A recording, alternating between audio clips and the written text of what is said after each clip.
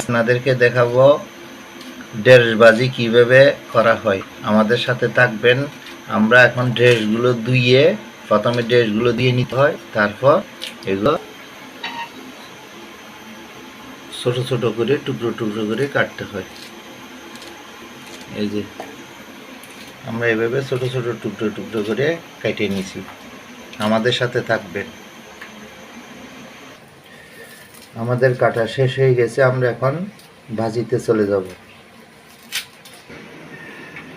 এখন আমি তেল দিয়ে নিলাম,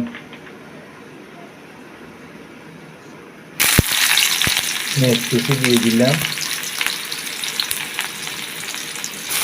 কাঁচামরিচ দিয়ে দিলাম, ঢেঁড়সগুলো দিয়ে দিলাম।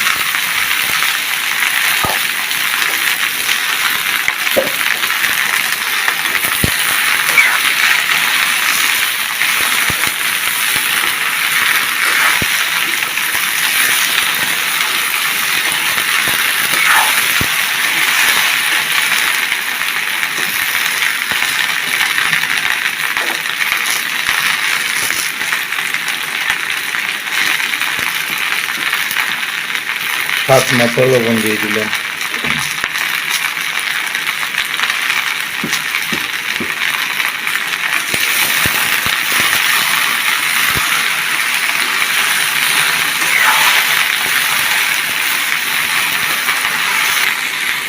হলুদের গুঁড়ো দিয়ে দিলাম।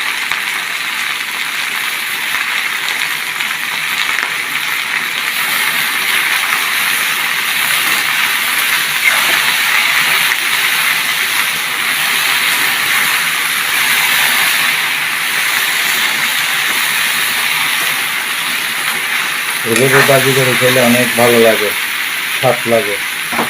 এখন বর্তমানে অনেক ঢেঁড়সের দাম কম।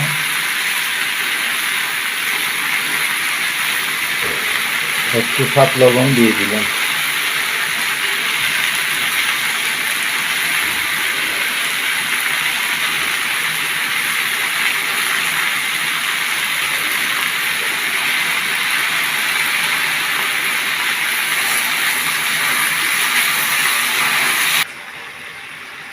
ঢেকে দিলাম 5 থেকে 6 মিনিট। এভাবে ঢেকে রাখতে হবে যাতে এগুলো সিদ্ধ হয়।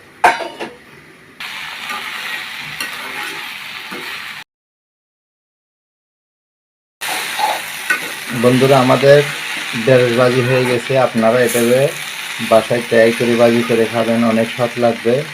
যদি আমাদের চ্যানেলে নতুন হয়ে থাকেন, আপনারা একটা সাবস্ক্রাইব কামনা করছি। সবাই ভালো থাকবেন, সুস্থ থাকবেন। পরবর্তী ভিডিও দেখার জন্য আমন্ত্রণ। ধন্যবাদ।